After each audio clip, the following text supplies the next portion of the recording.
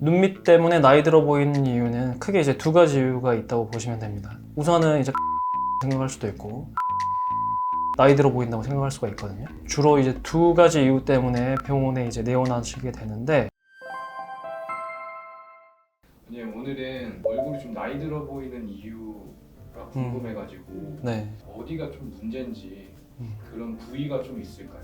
나이가 들어 보이는 요인이 여러 가지가 있는데, 주로 이제 눈 주변에 구조적인 문제가 생겨서 나이가 들어 보이는 경우가 많이 있어요. 특히 이제 나이가 들게 되면 안구를 지방이 눈 위아래를 다 싸고 안구를 보호하고 있는데, 나이가 들수록 눈 위쪽은 꺼지고 눈 아래쪽은 튀어나오게 되는 경우가 많이 있습니다. 그래서 나이가 들어 보이는 경우가 생기게 되는데, 결국 눈 위쪽은 꺼져 보이고 아래쪽은 튀어나와 보이니까 여러 가지 상황에 따라서 나이 들어 보이는 경우가 생길 수 있습니다. 눈밑 때문에 나이 들어 보이는 이유는 크게 이제 두 가지 이유가 있다고 보시면 됩니다. 우선은 이제 꺼져 보인다고 생각할 수도 있고, 튀어나와서 나이 들어 보인다고 생각할 수가 있거든요. 주로 이제 두 가지 이유 때문에 병원에 이제 내원하시게 되는데, 일반적으로 이제 색깔만 어두운 경우에는 수술적으로 해결할 수 있는 게 별로 없고, 눈밑 지방이 튀어나와서 울퉁불퉁해 보인다, 음영지는 부분 때문에 아래쪽은 꺼져 보이고, 그런 경우에 한해서만 이제 수술적으로 진행할 수 있어요. 그래서 일반적으로 환자분들이 생각하시는 눈밑 지방 재배치나 제거는 눈밑 지방이 튀어나온 경우에 해당되는 거고, 결국 환자분들은 이제 눈밑에 다크서클이 있다 그렇게 해서 내원하시게 되는데, 다크서클의 원인도 눈밑 지방 튀어나온 게 원인이 되면 수술적으로 해결이 가능하고, 그 외의 원인에 의한 색소 침착은 피부과에서 레이저의 도움을 조금 받으실 수 있는 상황입니다. 그러면 오늘은 수술적인 측면에 의한 눈밑 지방 재배치나 제거에 대해서 이야기를 해보도록 하겠습니다.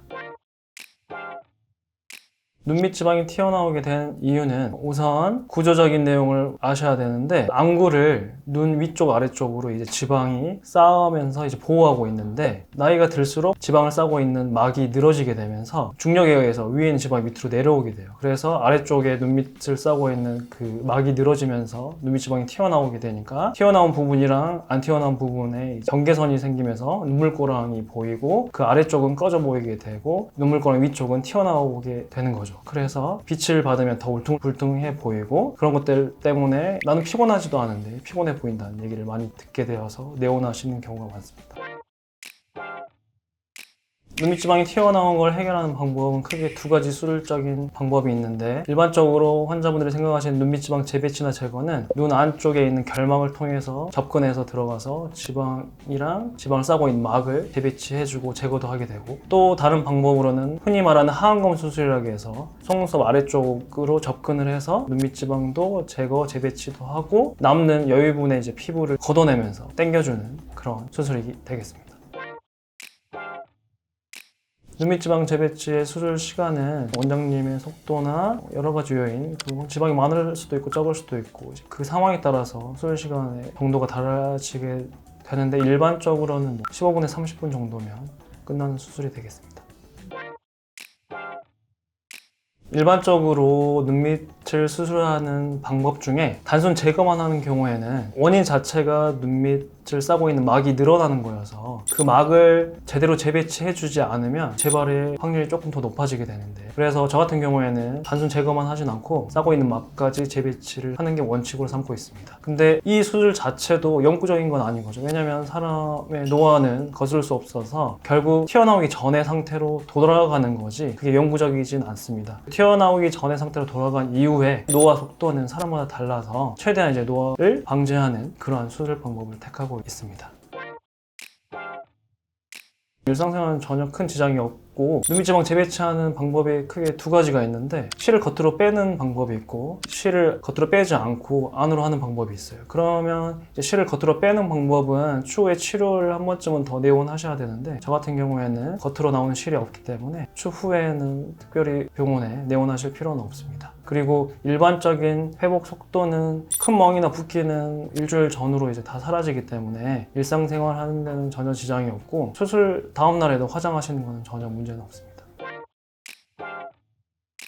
그거는 이제 환자분 상태에 따라 달라지게 되는데 근본적인 이유 자체가 눈밑을 싸고 있는 막이 늘어지게 되면서 안에 있는 지방이 밀고 나오게 되는 건데 그 눈 밑에 하는 필러 자체는 튀어나온 지방을 들어가게 할 수는 없고 튀어나온 지방 그 아래쪽에 눈물꼬랑 있는 부분에 필러를 조금 채워주는 개념인데 그게 이제 케이스마다 어느 정도 효과를 볼 수 있긴 하지만 대부분은 원인 자체가 해결 안 되면서 결국은 튀어나와서 음영지는 경우에는 튀어나온 걸 평평하게 하고 그 다음에 아래쪽에 이제 너무 평평하거나 꺼진 부분이 있는 경우에는 필러를 채우거나 지방 이식을 해볼 수도 있습니다.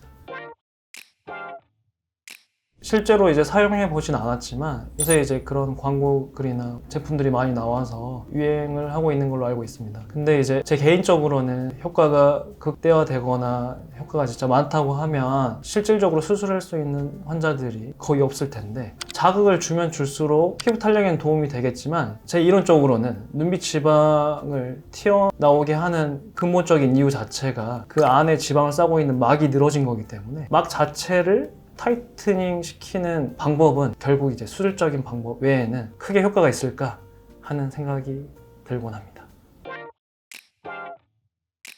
나이가 들면 당연히 노화는 되기 때문에 얼굴 전체적으로 무너짐이 발생하게 됩니다. 그러면 이제 나이 들어본 여러 가지 이유가 있을 수 있어요. 그렇기 때문에 스스로 너무 고민하지 마시고 가까운 성형외과 전문의를 찾으셔가지고 상담을 통해서 원인을 잘 찾으셔서 거기에 맞는 수술 방법을 택하시는 것도 도움이 될 것 같습니다.